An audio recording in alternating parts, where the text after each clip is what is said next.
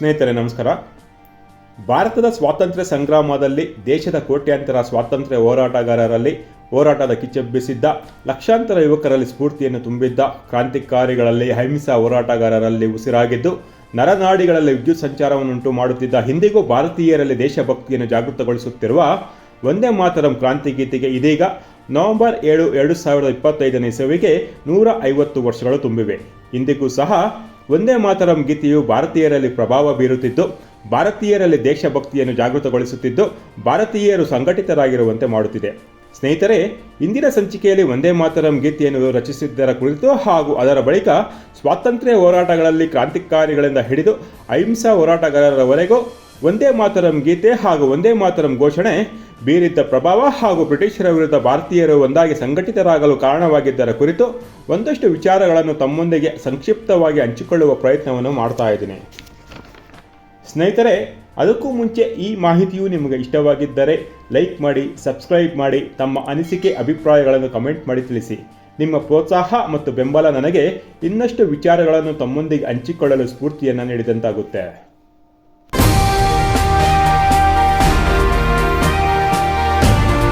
ಮಾತೃಭೂಮಿಯನ್ನು ಸ್ತುತಿಸುವ ವಂದೇ ಮಾತರಂ ಗೀತೆಯನ್ನು ಬಂಕಿಮಚಂದ್ರ ಚಟರ್ಜಿಯವರು 1875 ಇಸವಿ ನವೆಂಬರ್ 7ನೇ ತಾರೀಕಿನಂದು ಅಕ್ಷಯ ನವಮಿಯ ಪವಿತ್ರ ದಿನದಂದು ರಚಿಸಿ ವಂದೇ ಮಾತರಂ ಗೀತೆಯನ್ನು ತಮ್ಮ ಆನಂದ ಮಠ ಕೃತಿಯಲ್ಲಿ ಸೇರ್ಪಡೆಗೊಳಿಸಿದ್ದರು. 1870ರ ದಶಕದಲ್ಲಿ ಬ್ರಿಟಿಷರು ಗಾಡ್ ಸೇವ್ ದ ಕಿಂಗ್ ಎಂಬ ಇಂಗ್ಲೆಂಡಿನ ರಾಷ್ಟ್ರೀಯ ಗೀತೆಯನ್ನು ಭಾರತದಲ್ಲಿ ಅಳವಡಿಸಿ ಅದನ್ನು ಭಾರತೀಯರು ಒಪ್ಪಿಕೊಂಡು ಗಾಡ್ ಸೇವ್ ದ ಕಿಂಗ್ ಹಾಡನ್ನು ಆಡುವಂತೆ ಒತ್ತಡವನ್ನು ಹೇರ್ತಾ ಇರ್ತಾರೆ. ಇದರಿಂದ ಭಾರತೀಯರು ಅಸಮಾಧಾನಗೊಳ್ತಾರೆ ಹಾಗೂ ದೇಶದಾದ್ಯಂತ ಬ್ರಿಟಿಷರ ವಿರುದ್ಧ ಆಕ್ರೋಶ ವ್ಯಕ್ತವಾಗತೊಡಗಿರುತ್ತೆ. ಗಾಡ್ ಸೇವ್ ದ ಕಿಂಗ್ ಹಾಡನ್ನು 1835 ಇಸವಿಯಲ್ಲಿ ಅಂದಿನ ಇಂಗ್ಲೆಂಡಿನ ರಾಜ 2ನೇ ಚಾರ್ಲ್ಸ್ನನ್ನು ಸ್ತುತಿಸಲು ರಚಿಸಲಾಗಿರುತ್ತದೆ. 1835ರಲ್ಲಿ ನಡೆದಿದ್ದ ಯುದ್ಧವೊಂದರಲ್ಲಿ 2ನೇ ಚಾರ್ಲ್ಸ್ಗೆ ಸೋಲಾಗಿರುತ್ತೆ. ಆದ್ದರಿಂದ ರಾಜನನ್ನು ಬೆಂಬಲಿಸಿ ಅವನ ಮೇಲಿನ ಅನುಕಂಪದಿಂದಾಗಿ ಗಾಡ್ ಸೇವ್ ದ ಕಿಂಗ್ ಎಂಬ ಹಾಡನ್ನು ರಚಿಸಲಾಗಿರುತ್ತದೆ. ಅದೇ ಹಾಡನ್ನು 1870 ಇಸವಿಯಲ್ಲಿ ಭಾರತೀಯರು ಆಡುವಂತೆ ಬ್ರಿಟಿಷರು ಒತ್ತಾಯಿಸ್ತಾ ಇರ್ತಾರೆ. ಇಂಗ್ಲೆಂಡಿನಲ್ಲಿ ಅವನ್ಯಾರೋ ರಾಜ ಸೋತಿದ್ದಕ್ಕೆ ಅನುಕಂಪಕ್ಕಾಗಿ ಆತನನ್ನು ಬೆಂಬಲಿಸಿ ಆತನನ್ನು ಸಮಾಧಾನಪಡಿಸುವ ಸಲುವಾಗಿ ಬರೆದಿದ್ದ ಹಾಡನ್ನು ಭಾರತೀಯರು ಅದೇಗೆ ತಾನೇ ಒಪ್ಪಿಕೊಳ್ಳಲು ಸಹಜ ಆಗುತ್ತೆ. ಆ ಸಮಯದಲ್ಲಿ ಭಾರತೀಯರಿಗಾಗಿ ದೇಶಾಭಿಮಾನವನ್ನು ಬಡಿದೆಬ್ಬಿಸುವ, ಸ್ವಾತಂತ್ರ್ಯ ಹೋರಾಟಕ್ಕೆ ಜನರನ್ನು ಪ್ರೇರೇಪಿಸುವ ಕ್ರಾಂತಿಕಾರಿ ಗೀತೆಯೊಂದರ ಅವಶ್ಯಕತೆ ಇರುತ್ತೆ. ಅದೇ ಸಮಯದಲ್ಲಿ ಅದನ್ನು ಗಮನದಲ್ಲಿಟ್ಟುಕೊಂಡೇ ಬಂಕಿಮಚಂದ್ರ ಚಟರ್ಜಿಯವರು ತಮ್ಮ ಆನಂದ ಮಠ ಕೃತಿಯಲ್ಲಿ 1875 ನವೆಂಬರ್ 7 ಅಕ್ಷಯ ನವಮಿಯ ಪವಿತ್ರ ದಿನದಂದು ಮಾತೃಭೂಮಿಯನ್ನು ಸ್ತುತಿಸುವ ಸಂಸ್ಕೃತ ಮತ್ತು ಬಂಗಾಳಿ ಭಾಷೆಯಿಂದ ಕೂಡಿದ್ದ ವಂದೇ ಮಾತರಂ ಗೀತೆಯನ್ನು ರಚನೆ ಮಾಡ್ತಾರೆ. ಮುಂದೆ 1882 ಇಸವಿಯಲ್ಲಿ ಆನಂದ ಮಠ ಕೃತಿಯನ್ನು ಬಿಡುಗಡೆಗೊಳಿಸಲಾಗುತ್ತದೆ. ಆನಂದ ಮಠ ಕೃತಿಯನ್ನು ಬಂಕಿಮಚಂದ್ರ ಚಟರ್ಜಿಯವರು 1770ರಿಂದ 1800ನೇ ಇಸವಿಯವರೆಗೆ ಬ್ರಿಟಿಷರ ವಿರುದ್ಧ ನಡೆದಿದ್ದ ಸನ್ಯಾಸಿ ದಂಗೆಯನ್ನು ಪ್ರೇರಣೆಯಾಗಿಟ್ಟುಕೊಂಡು ಬರೆದಿರ್ತಾರೆ.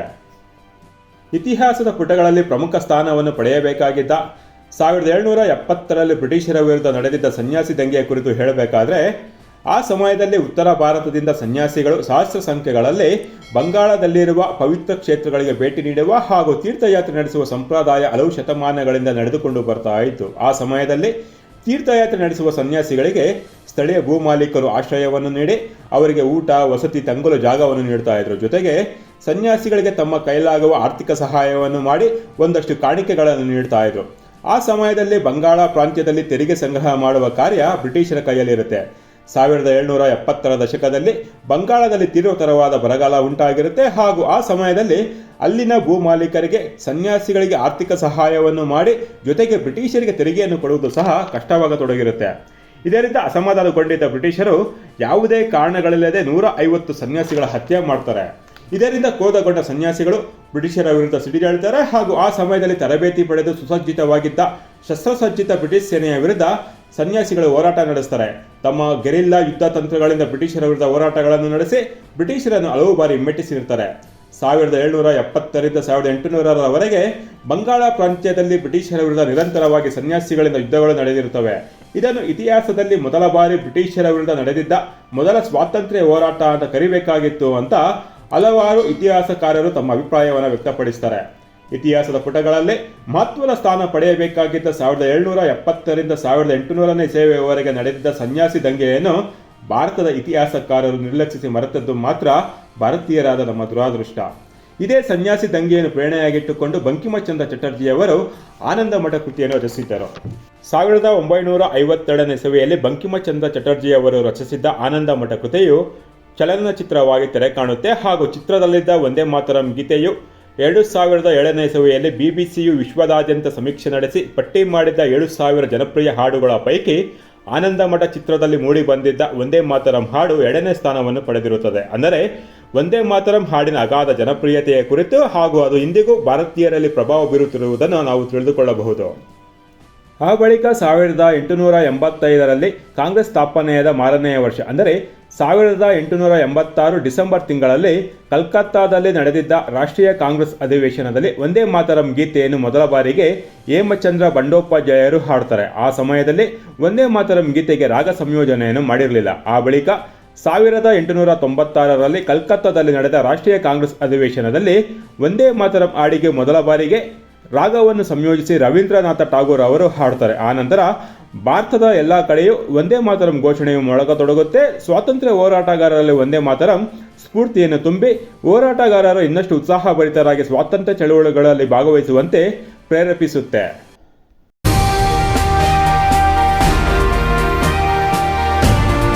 1905 ಬ್ರಿಟಿಷರು ಬಂಗಾಳವನ್ನು ವಿಭಜನೆ ಮಾಡ್ತಾರೆ.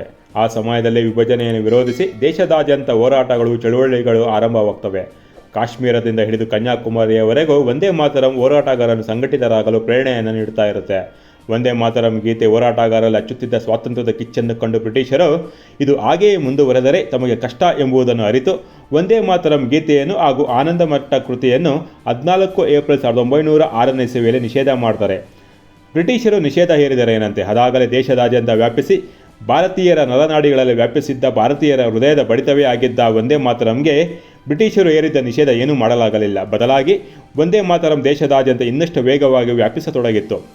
ಭಾರತೀಯರನ್ನು ಸಂಘಟಿತಗೊಳಿಸುತ್ತಿದ್ದ ವಂದೇ ಮಾತರಂ ಮಂತ್ರದ ಶಕ್ತಿಯೇ ಅಂತಹದಾಗಿತ್ತು. ಅದೇ ಸಮಯದಲ್ಲಿ ವಂದೇ ಮಾತರಂನ ಮೇಲೆ ನಿಷೇಧವಿದ್ದರೂ ಸಹ ಬಂಗಾಳದಲ್ಲಿ ಮೊದಲ ಬಾರಿಗೆ ವಂದೇ ಮಾತರಂ ಘೋಷಣೆಯೊಂದಿಗೆ ಪ್ರತಿಭಟಿಸುತ್ತಿದ್ದ ನೂರಾರು ವಿದ್ಯಾರ್ಥಿಗಳ ಮೇಲೆ ಬ್ರಿಟಿಷರು ಹಲ್ಲೆ ನಡೆಸ್ತಾರೆ. ಹಲವಾರು ಜನ ವಿದ್ಯಾರ್ಥಿಗಳು ತೀವ್ರವಾಗಿ ಗಾಯಗೊಳ್ತಾರೆ. 1905 1908 ಸತತವಾಗಿ ಕಲ್ಕತ್ತಾ, ಲಾಹೋರ್ಗಳಿಂದ ಹಿಡಿದು ತಮಿಳುನಾಡು ಹಾಗೂ ಕರ್ನಾಟಕದ ಕಲಬುರಗಿ ಸೇರಿದಂತೆ ದೇಶದ ನಾನಾ ಭಾಗಗಳಲ್ಲಿ ವಂದೇ ಮಾತರಂ ಘೋಷಣೆಗಳೊಂದಿಗೆ ಹೋರಾಟಗಳು ಶುರುವಾಗ್ತವೆ.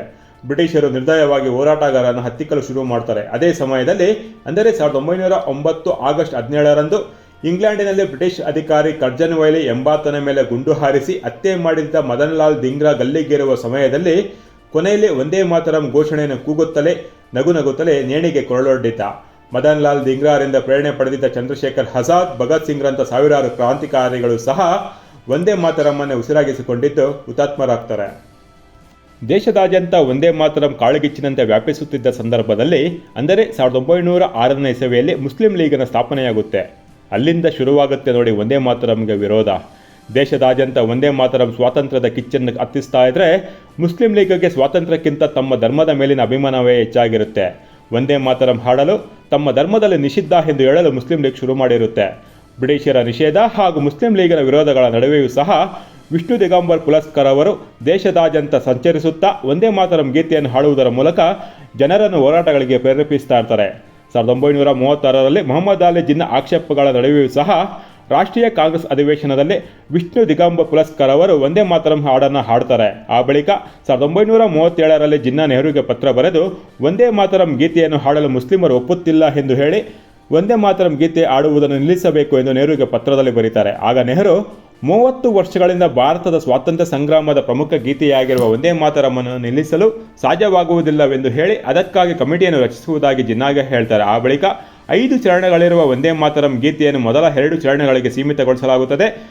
ಯಾರನ್ನು ಮೆಚ್ಚಿಸಲು, ಯಾರನ್ನು ಸಮಾಧಾನ ಪಡಿಸಲು ವಂದೇ ಮಾತರಂ ಗೀತೆಗೆ ಅಪಚಾರ ಮಾಡಲಾಯಿತು. ಅವರುಗಳಿಗೆ ಭಾರತದ ಸ್ವಾತಂತ್ರ್ಯಕ್ಕಿಂತ ತಮ್ಮ ಪ್ರತಿಷ್ಠೆ, ತಮ್ಮ ಸ್ವಾರ್ಥ, ತಮ್ಮ ರಾಜಕೀಯ ಹಿತಾಸಕ್ತಿಗಳೇ ಆ ಕ್ಷಣದಲ್ಲಿ ಪ್ರಮುಖವೆನಿಸಿದ್ದವು.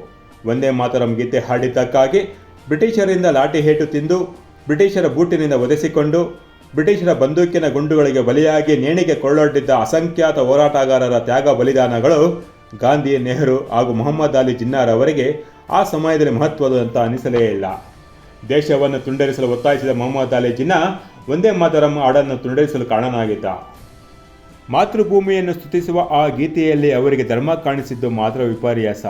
ಗೀತೆಯಲ್ಲಿನ ಆ ಚರಣದ ಸಾಲುಗಳು ಹೀಗಿವೆ: ತ್ವಮಿ ದುರ್ಗಾ ದಶಪ್ರಹರಣ ಧಾರಿಣಿ, ಕಮಲಾ ಕಮಲದಳ ವಿಹಾರಿಣಿ, ವಾಣಿ ವಿದ್ಯಾದಾಯಿನಿ ನಮಾಮಿತ್ವ, ನಮಾಮಿ ಕಮಲಾಂ ಅಮಲಾಂ ಅತುಲಾಂ ಸುಜಲಾಂ ಸುಫಲಾಂ ಮಾತರಂ. ಅಂದರೆ ತನ್ನ 10 ಕೈಗಳಲ್ಲಿ 10 ಶಸ್ತ್ರಗಳನ್ನು ಧರಿಸಿರುವ ಶತ್ರು ಸಂಹಾರಣೆ ದುರ್ಗೆಯೂ ನೀನೇ, ಕಮಲ ಪುಷ್ಪಗಳಿಂದ ತುಂಬಿರುವ ಸರೋವರದಲ್ಲಿ ವಿಹರಿಸುವ ಕಮಲ ಕೋಮಲ ಲಕ್ಷ್ಮಿಯೂ ನೀನೇ, ವಿದ್ಯೆಯನ್ನು ನೀಡುವ ದೇವಿ ಸರಸ್ವತಿಯೂ ನೀನೇ, ತಾಯಿ ನಿನಗೆ ನನ್ನ ನಮಸ್ಕಾರ, ಮಾತೆ ನಾನು ನಿನಗೆ ವಂದಿಸುತ್ತೇನೆ ಎನ್ನುವುದು ವಂದೇ ಮಾತರಂ ಗೀತೆಯ 4ನೇ ಚರಣದಲ್ಲಿರುವ ಸಾಲುಗಳ ಅರ್ಥ. ಇದೆಲ್ಲದರ ಬಳಿಕ 1947 ಆಗಸ್ಟ್ 14ರಂದು ವಂದೇ ಮಾತರಂ ಗೀತೆಯ ಮೇಲಿನ ನಿಷೇಧವನ್ನು ತೆಗೆದುಹಾಕಲಾಗುತ್ತೆ ಹಾಗೂ ಸರ್ದಾರ್ ವಲ್ಲಭಭಾಯಿ ಪಟೇಲರ ಮನವಿಯ ಮೇರೆಗೆ ವಿಷ್ಣು ದಿಗಂಬರ್ ಪುಲಸ್ಕರ್ ಅವರ ವಿದ್ಯಾರ್ಥಿಯಾಗಿದ್ದ ಪಂಡಿತ್ ಓಂಕಾರ್ನಾಥ್ ಠಾಕೂರ್ ಅವರು 1947 ಆಗಸ್ಟ್ 15ರ ಬೆಳಗ್ಗೆ 6:30 ವಂದೇ ಮಾತರಂ ರೇಡಿಯೋ ಕೇಂದ್ರದಲ್ಲಿ ಹಾಡ್ತಾರೆ. ಆ ನಂತರ 1950 ಜನವರಿ 24ರಂದು ಅಂದಿನ ರಾಷ್ಟ್ರಪತಿಗಳಾಗಿದ್ದ ಬಾಬು ರಾಜೇಂದ್ರ ಪ್ರಸಾದ್ ರವರು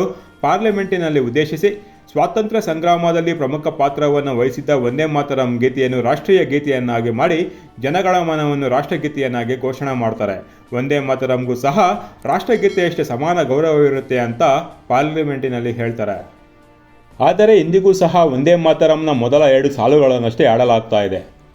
ಇಂದಿಗೂ ಕೂಡ ದೇಶದಲ್ಲೇ ವಂದೇ ಮಾತರಂ ಹಾಡನ್ನು ವಿರೋಧಿಸುವವರಿಗೇನೂ ಕಮ್ಮಿ ಇಲ್ಲ. ಲೋಕಸಭೆ ವಿಧಾನಸಭೆಗಳಲ್ಲಿ ವಂದೇ ಮಾತರಂ ಹಾಡುವಾಗ ಎದ್ದು ನಿಂತು ಗೌರವ ಕೊಡದ ಇಲ್ಲವೇ ಸದನದಿಂದ ಹೊರಹೋಗುವ ಮುಸ್ಲಿಂ ಜನಪ್ರತಿನಿಧಿಗಳನ್ನು ನಾವು ಕಾಣಬಹುದು. ಸ್ವಾತಂತ್ರ್ಯ ಹೋರಾಟಗಳಲ್ಲಿ ಪ್ರಮುಖ ಪಾತ್ರ ವಹಿಸಿದ ಕ್ರಾಂತಿ ಗೀತೆ ಯಾರದ್ದೋ ಧರ್ಮದ ಅಮಲಿಗೆ ತಿರಸ್ಕಾರಕ್ಕೆ ಒಳಗಾಗಿರುವುದು ಮಾತ್ರ ಭಾರತದ ಆಡಳಿತ ವ್ಯವಸ್ಥೆಯ ದುರ್ಬಲತೆಗೆ ಸಾಕ್ಷಿಯಾಗಿದೆ. ಯಾವ ವಂದೇ ಮಾತರಂ ಗೀತೆಯನ್ನು ಉಸಿರಾಗಿಸಿಕೊಂಡಿದ್ದು ಸ್ವಾತಂತ್ರ್ಯ ಹೋರಾಟದಲ್ಲಿ ತ್ಯಾಗ ಬಲಿದಾನಗಳನ್ನು ಮಾಡಿದ್ದರೋ ಅಂತಹ ಹುತಾತ್ಮರನ್ನು ನಾವು ಅವಮಾನಿಸಿದ್ದೇವೆ ಹಾಗೂ ಕ್ಷಣ ಕ್ಷಣವೂ ಅವಮಾನಿಸುತ್ತಲೇ ಇದ್ದೇವೆ. ಭಾರತೀಯರು ಪ್ರಜ್ಞಾವಂತರಾಗಿ ಜಾಗೃತರಾಗುವವರೆಗೂ ಈ ಸನಾತನ ಮಣ್ಣಿನ ಸಂಸ್ಕೃತಿ, ಪರಂಪರೆ, ಧಾರ್ಮಿಕ, ಆಧ್ಯಾತ್ಮಿಕ ಮೌಲ್ಯಗಳಿಗೆ ಸಂಪೂರ್ಣ ಗೌರವಗಳು ಸಿಗೋದಿಲ್ಲ. ಸ್ವಾರ್ಥ ರಾಜಕಾರಣ, ಅಧಿಕಾರ ದಾಹಕ್ಕಾಗಿ ಈ ಮಣ್ಣಿನ ಮೌಲ್ಯಗಳನ್ನು ಅಪಮಾನಿಸುವವರ ಸಂಖ್ಯೆ ದಿನೇ ದಿನೇ ಹೆಚ್ಚಾಗುತ್ತಲೇ ಇರುತ್ತವೆ. ಸ್ನೇಹಿತರೆ, ಇದಿಷ್ಟು ಇಂದಿನ ವಿಚಾರ. ಈ ಮಾಹಿತಿಯು ನಿಮಗೆ ಇಷ್ಟವಾಗಿದ್ದರೆ ಲೈಕ್ ಮಾಡಿ, ಸಬ್ಸ್ಕ್ರೈಬ್ ಮಾಡಿ, ತಮ್ಮ ಅನಿಸಿಕೆ ಅಭಿಪ್ರಾಯಗಳನ್ನು ಕಮೆಂಟ್ ಮಾಡಿ ತಿಳಿಸಿ. ನಿಮ್ಮ ಪ್ರೋತ್ಸಾಹ ಮತ್ತು ಬೆಂಬಲ ನನಗೆ ಇನ್ನಷ್ಟು ಇಂತಹ ವಿಚಾರಗಳನ್ನು ತಮ್ಮೊಂದಿಗೆ ಹಂಚಿಕೊಳ್ಳಲು ಸ್ಫೂರ್ತಿಯನ್ನು ನೀಡುತ್ತೆ. ಸ್ನೇಹಿತರೆ, ಮತ್ತೆ ಇನ್ನಷ್ಟು ಮಾಹಿತಿಗಳೊಂದಿಗೆ ಮುಂದಿನ ಸಂಚಿಕೆಯಲ್ಲಿ ಭೇಟಿಯಾಗೋಣ. ಅಲ್ಲಿಯವರೆಗೂ ಜೈ ಹಿಂದ್, ಜೈ ಶ್ರೀರಾಮ್.